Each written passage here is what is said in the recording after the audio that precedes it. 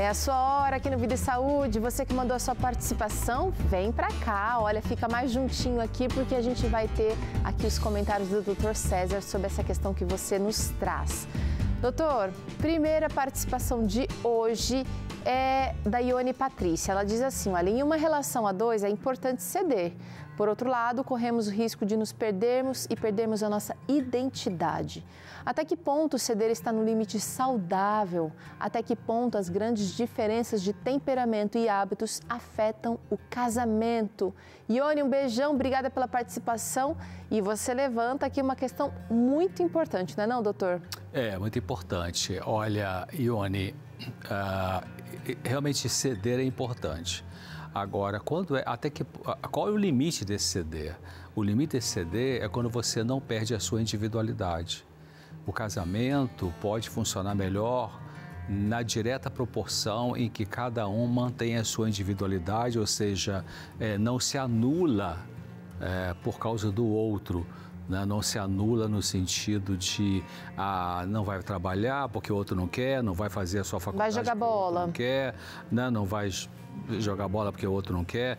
Então, o casamento precisa da sabedoria de Deus para poder equilibrar isso aí. Na individualidade, você vai gostar de algumas coisas que o outro não vai gostar, mas o outro também tem a sua individualidade. Então, quando o casal mantém e preserva isso e você aceita, tá bem, vai lá jogar bola com seus amigos e depois outro dia a gente vai sair juntos, né? Então, tem esse equilíbrio, a coisa pode funcionar.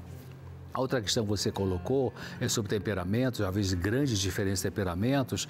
Olha, as grandes diferenças de temperamentos podem servir para unir ou para arrebentar, é verdade, né?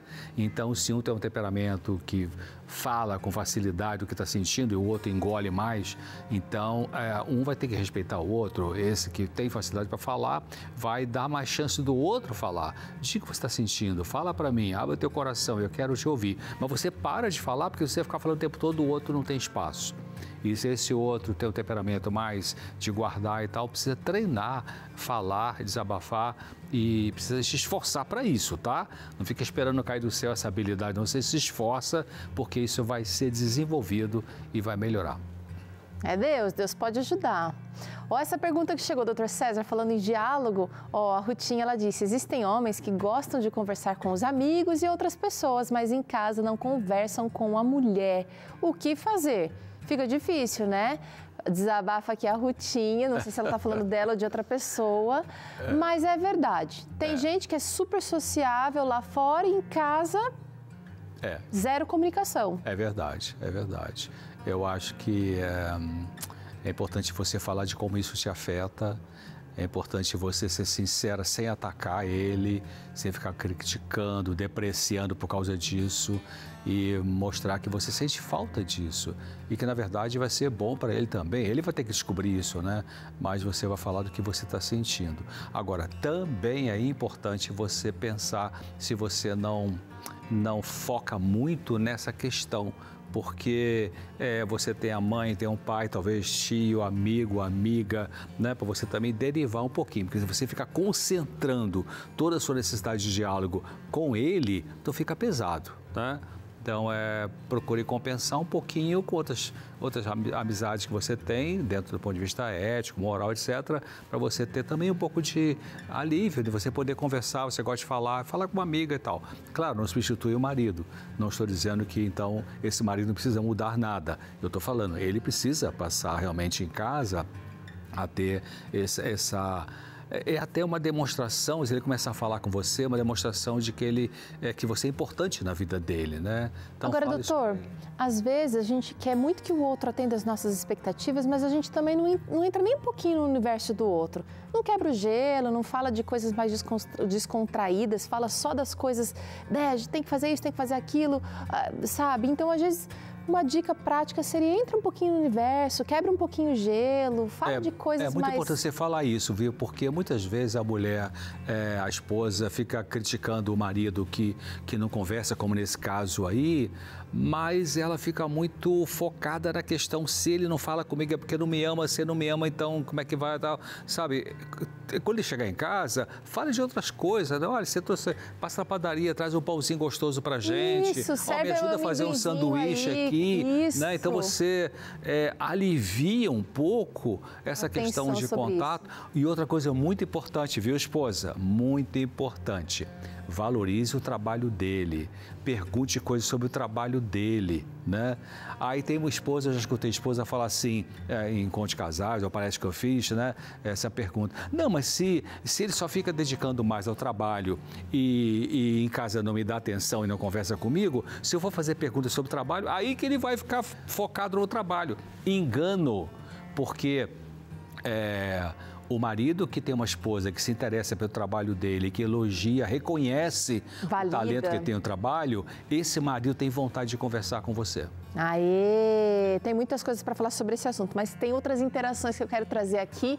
Quem está com a gente agora disse o seguinte, olha, meu esposo sempre olhou para outras mulheres na minha frente, hoje não aceito mais e ele está todo bonzinho, tentando ser o que nunca foi. Confesso que não sinto mais nada por ele e isso está me angustiando. Ocorreram várias situações, mas não dá para contar tudo. Até no celular já peguei pornografia. Me ajuda, o que fazer? Eu me afastaria de vez, mas são 29 anos juntos. Você que mandou essa pergunta aqui está interessada. E isso é muito bom. Ainda não fechou a porta total, né, doutor César?